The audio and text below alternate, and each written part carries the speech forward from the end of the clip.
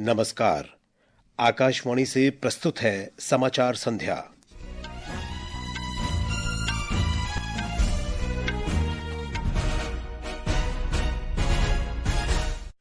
सर्वोच्च न्यायालय ने देश में पूजा स्थल अधिनियम के अंतर्गत कोई नया मुकदमा दर्ज न करने का आदेश दिया। लोकसभा ने आपदा प्रबंधन संशोधन विधेयक 2024 पारित किया।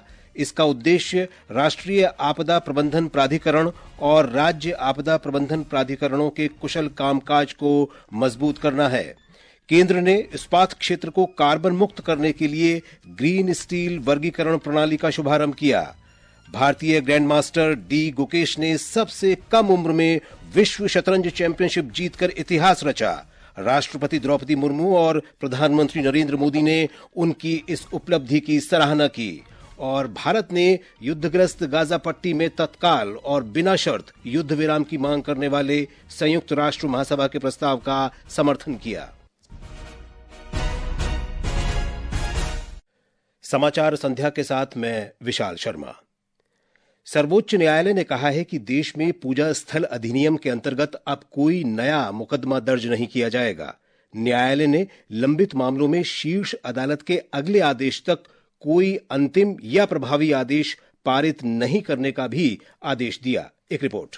भारत के मुख्य न्यायाधीश न्यायमूर्ति संजीव खन्ना की अध्यक्षता में विशेष पीठ ने केंद्र सरकार से 1991 अधिनियम की वैधता को चुनौती देने वाली याचिकाओं पर 4 सप्ताह के भीतर अपना उत्तर देने को कहा है। इन याचिकाओं में पूजा स्थल को पुनः प्राप्त करने या उसमें बदलाव की मांग करने के लिए मुकदमा दायर करने पर रोक लगाने की मांग की गई है। पीठ ने केंद्र याचिकाकर्ताओं और अधिनियम का समर्थन करने वाले पक्षों की दलीलों का संकलन करने के लिए अधिवक्ता कनु अग्रवाल, विष्णु शंकर जैन और एजाज मकबूल को नोडल अधिवक्ता नियुक्त किया है। समाचार कक्ष से मैं मुकेश कुमार। लोकसभा ने आपदा प्रबंधन संशोधन विधेयक 2024 पारित कर दिया है। विधेयक में आपदा प्रबंधन अधिनियम 2005 में संशोधन का प्रावधान है। इसका उद्देश्य राष्ट्रीय आपदा प्रबंधन प्राधिकरण और राज्य आपदा प्रबंधन प्राधिकरणों को कुशल बनाना है। विधेयक में राज्य सरकारों को राज्य आपदा मोचन बल गठित करने का अधिकार दिया गया है। विधेयक पर बहस का जवाब देते हुए गृह राज्य मंत्री नित्यानंद राय ने कहा कि ये विधेयक ये सुनिश्चित करेगा कि उपशमन और तैयारी संबंधी कारगर उपाय सुनिश्चित किए जाएं। इस संशोधन विधेयक के कुछ महत्वपूर्ण पहलुओं पर मैं जरूर माननीय सदन को बताना चाहूंगा कि यह संशोधन विधेयक केंद्र, राज्य और जिला स्तरों पर आपदा प्रबंधन संस्थानों को उनकी भूमिकाओं में स्पष्टता और एकरूपता लाकर मजबूत करने का है।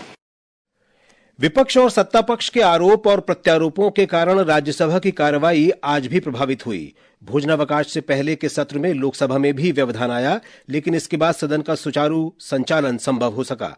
एक रिपोर्ट। संसद के शीतकालीन सत्र के इस सप्ताह के चौथे दिन भी राज्यसभा में कोई महत्वपूर्ण कामकाज नहीं हो पाया। अदानी समूह के खिलाफ कथित रिश्वतखोरी के आरोप और कांग्रेस नेताओं और अमेरिका स्थित जॉर्ज सोरोस फाउंडेशन के बीच कथित मिलीभगत और अन्य मुद्दों पर उच्च सदन में जमकर हंगामा हुआ। इसके कारण सदन को दिन भर के लिए स्थगित करना पड़ा। लगातार हो रहे व्यवधान के कारण सदन में किसी भी विधेयक को चर्चा के लिए नहीं लिया जा सका। वहीं लोकसभा में विपक्ष और सत्ता पक्ष के सांसदों के बीच जॉर्ज सोरोस और अदानी के मुद्दों पर जमकर बहस हुई, जिसके कारण सदन को 2 बार स्थगित करना पड़ा। लेकिन दोपहर बाद सदन सुचारू रूप से चला। भूपेंद्र सिंह के साथ आनंद कुमार, आकाशवाणी समाचार, दिल्ली।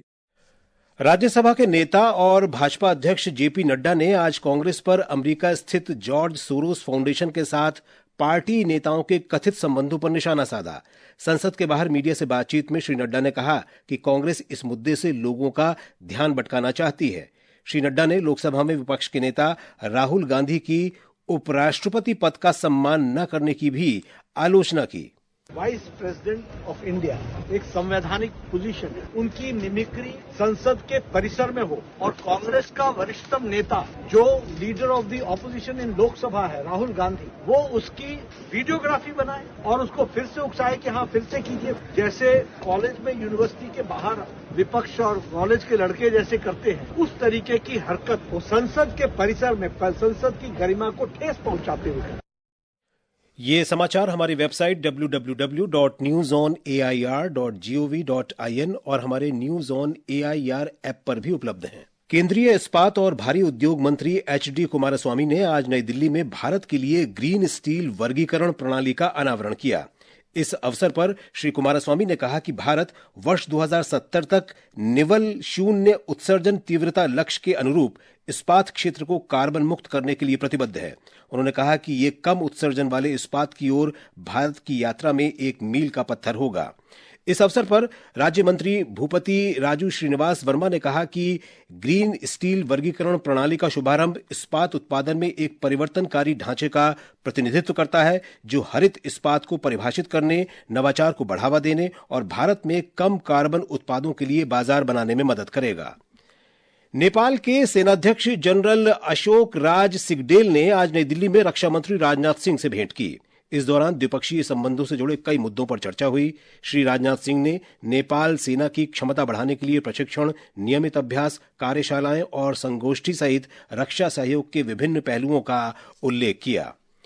केंद्रीय वाणिज्य और उद्योग मंत्री पीयूष गोयल ने कहा है कि भारत ने यूरोपीय संघ के साथ एक संतुलित, व्यापक और पारस्परिक रूप से मुक्त व्यापार समझौता करने का लक्ष्य रखा है। श्री गोयल ने यूरोपीय आयोग के प्रतिनिधियों के साथ बातचीत में भारत और यूरोपीय संघ के बीच बढ़ते व्यापार और बढ़ते संबंधों पर चर्चा की। प्रधानमंत्री नरेंद्र मोदी कल संगम नगरी प्रयागराज का दौरा करेंगे और महाकुंभ 2025 का औपचारिक रूप से उद्घाटन करेंगे। महाकुंभ की शुरुआत अगले साल 13 जनवरी से हो रही है। इस अवसर पर प्रधानमंत्री नरेंद्र मोदी लगभग 7,000 करोड़ रुपए की लागत से तैयार की गई महाकुंभ परियोजनाओं का लोकार्पण करेंगे। एक रिपोर्ट। प्रधानमंत्री महाकुंभ 2025 के लिए विभिन्न परियोजनाओं का उद्घाटन करेंगे। इनमें प्रयागराज में आधारभूत सुविधाओं को बढ़ावा देने और निर्बाध संपर्क प्रदान करने के लिए 10 नए रोड ओवर ब्रिज, स्थायी घाट और रिवर फ्रंट सड़कें जैसे विभिन्न रेल और सड़क परियोजनाएं शामिल होंगी। प्रधानमंत्री मंदिर के कुछ प्रमुख गलियारों का भी उद्घाटन करेंगे। इनमें भारद्वाज आश्रम गलियारा, श्रृंगवेरपुर धाम गलियारा, अक्षयवट गलियारा, हनुमान मंदिर गलियारा आदि शामिल हैं। पीएम करीब 3 घंटे तक टेंट सिटी में रहेंगे और त्रिवेणी संगम, अक्षयवट और हनुमान मंदिर में पूजा अर्चना करेंगे और गंगा पूजन और आरती करेंगे। प्रधानमंत्री कुंभ मेला क्षेत्र में कल एक रैली को भी संबोधित करेंगे। सुशील चंद्र तिवारी, आकाशवाणी समाचार, प्रयागराज।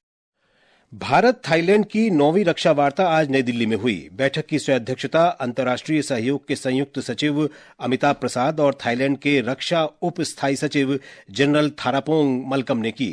रक्षा मंत्रालय ने बताया है कि भारत और थाईलैंड रक्षा के क्षेत्र में सहयोग और निगरानी करने के लिए एक संयुक्त कार्य समूह की स्थापना के लिए सहमत हुए हैं। ये समाचार आकाशवाणी से प्रसारित किए जा रहे हैं। आसमान में एक खास सी आवाज है, एक ऐसी गूंज जो हर भारतीय के दिल में बसी है। हर बार जब हम वर्दी पहनते हैं तो एक वादा करते हैं इस देश से और हर उस दुश्मन से जो हमारी तरफ देखता है कि हम तैयार हैं, हम यहाँ हैं और जब तक हम यहाँ हैं आसमान में तिरंगा लहराता रहेगा। भारतीय वायुसेना के आवेदन 2 दिसंबर से 31 दिसंबर तक खुले हैं। रजिस्टर करें और बने भारतीय वायुसेना में अफसर। अधिक जानकारी के लिए लॉग ऑन करें careerairforce.nic.in पर। भारतीय ग्रैंडमास्टर डी गुकेश विश्व शतरंज चैंपियन बन गए हैं। उन्होंने सिंगापुर में वर्तमान चैंपियन चीन के डिंग लिजन को 14वीं बाजी में हराकर खिताब जीता। डी गुकेश ने 18 वर्ष की आयु में खिताब देश के नाम किया। एक रिपोर्ट।